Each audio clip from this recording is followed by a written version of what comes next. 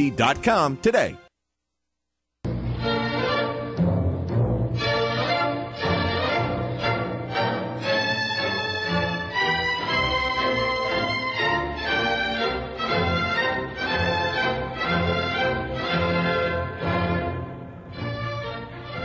Welcome back to World Crisis Radio. Webster Tarpley here in Washington, D.C. Now, we're going to have a presidential candidate on here in our third and fourth segments. It's Darcy Richardson, who was on the Democratic ballot in New Hampshire and who has gotten on the ballot in a number of other states. So we want to make sure that people are aware you have an alternative to Obama and you have an alternative to this bankrupt Republican field. And if you want to register a vote which is anti-war, anti-Wall Street, and pro-Occupy, at least in terms of the general idea, not the specific execution, and you know what I mean if you've been listening, then here's an opportunity to do it. But now let's continue here. We're talking about the functioning of Bain Capital as a private equity hedge fund, in effect. And the main thing that they do, some of it is so-called venture capital when they do startups, but I think the main thing is to buy companies and to break them up. And you break them up and sell them off, and the sum of the parts, the price of the parts, the money you get by selling the parts is more than what you paid for it, and that's the profit. And that can be very short-term. So this lunacy we hear from Romney, there's no such thing as short-term profits in my business. Well, that's just asinine, right? That's not even a clever lie. So this is what he does. Now, if you want to shut this down, there are two things. One is the carried interest tax loophole. Romney is refusing to reveal his tax returns. We want to see his tax returns. We want to see his birth certificate. We want to see his transcripts. We want to see his records of every kind when he was governor of Massachusetts. You want to be president? It means you want to get your hand on the nuclear button. We want to know what secret societies he's a member of, what Freemasonries, what cliques, and so forth. And this goes for all of them. We applied this to Obama, and we still do, right? We still want to see Obama's birth certificate, the real one, and we want to see those transcripts. We want to see everything. But now with the Republicans, we say to Romney, to Ron Paul, what secret societies are you a member of? We want to see the entire picture, because you're saying you want to have life and death power over me and my family? This is a very libertarian argument. I want to know who you are, and I want to know who you really are, not what you have in your campaign biography. Anyway, the carried interest loophole means that the loot, the ill-gotten gain, the swag from these rip-off operations is not taxed at the level of income. If it were for a rich guy like Romney, he'd be paying 35%, or if it were corporate income, then he'd be paying 35% for that. But no, they say the U.S. tax code favors these rip-off operations with the carried interest loophole, which says that if you do these leverage buyout operations, the money you get from that goes as capital gains, which it's not. So what you do is, of course, you buy the company, you put up a very small amount of your own money, and you sell you get the rest by selling junk bonds. And this is what they mean by saying that the victims of Bain Capital come out of it loaded with a huge amount of debt that often drags them down into bankruptcy soon after Bain Capital exits the scene with all of their ill-gotten loot. And, of course, we know this from the biggest one, or one of the biggest in the old days, was the Kohlberg-Kravis-Roberts takeover of RJR Nabisco with, $29 billion of junk bond debt that was applied in that transaction. And eventually it broke up. And most of those have broken up. But the way the tax code is, these corporate raiders, corporate predators, asset strippers, they don't care.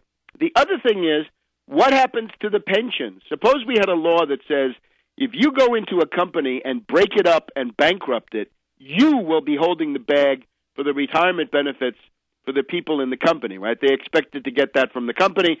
The company's gone. You, corporate raider, will now cough up the money. No, says the U.S. tax code. The money is going to come from the Pension Benefit Guarantee Corporation, meaning from the taxpayer, from the public till. And this is corporations pay a small amount into this, but it's nowhere near enough. So when Romney wrecked these companies, he could say, aha, I'm dumping the pension obligations into the Pension Benefit Guarantee Corporation. And he ripped off the U.S. taxpayer to the tune of $44 million. $44 million. And Ron Paul is supporting him. Ron Paul is supporting something that ripped off the taxpayer $44 million. Will wonders never cease. The other thing, we could obviously say, if you do this, you're either going to pay, you're going to go to jail, or the other thing, since a lot of these companies are sent overseas, let's have a tax penalty for exporting jobs, and indeed a tax bonus, a bounty for creating jobs in the United States. I'm all for it. We had these characters on MSNBC saying, if you pay companies to do things, they'll do all sorts of things. That's exactly one of the elements of dirigism that we've got to have. And you have to have winners and losers, because it's not the same. If you have 100 Bain Capitals or 100 steel mills, you better take the 100 steel mills, because the 100 Bain Capital will not hold up in the long run. So this is not the essence of capitalism. This is a perverted form of finance capitalism, and it did not really appear in this form until the 1980s, the late 1970s, the late 1980s. You can see the story of the leveraged buyout is told in the unauthorized biography of Bush the Elder, 1992. Buy it through Tarpley.net. When I first saw this, I was amazed, because the big problem of capitalism, of course, is that you've got this huge growth in fictitious capital, in paper or electronic promises to pay.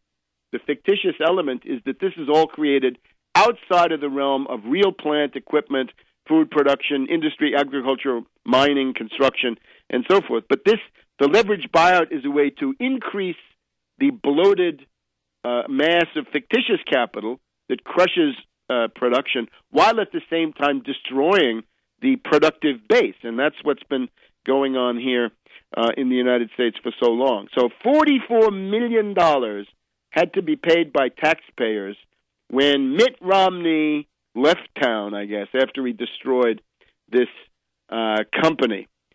Now, let's look at a couple of other things. Ron Paul, in his New Hampshire speech, says monetary policy is only center stage at certain times in history. Well, the time in U.S. history that he doesn't seem to want to talk about was 1873 to about 1910. And what was the problem then? Was it inflation? No. It's not what Ron Paul says. Ron Paul wants you to think that the inflation is your main danger. In the case of 1873 to 1910, it was deflation, and it meant that farmers and miners got less and less for their products at the same time that the debts they owed went up, up, and up. And Ron Paul, in his stump speech, which was covered in the Washington Post earlier in the week, Ron Paul says hyperinflation is the main danger.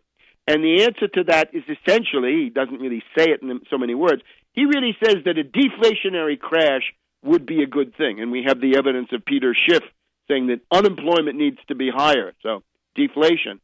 Just remember that, I agree, hyperinflation is a terrible thing.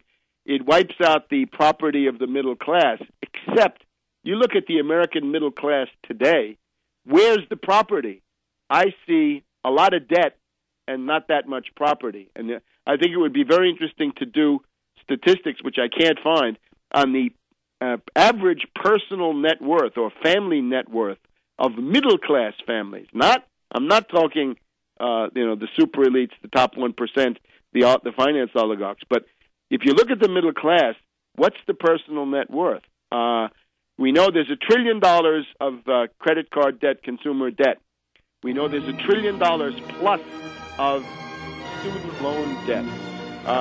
The workings of hyperinflation would wipe out that debt, whatever else it would do. If the middle class has more debt than property, then inflation in general is not such a bad thing. If deflation comes, of course, you would be crushed and you would be killed by that $2 trillion. So think it over. Back in a minute on World Crisis Radio.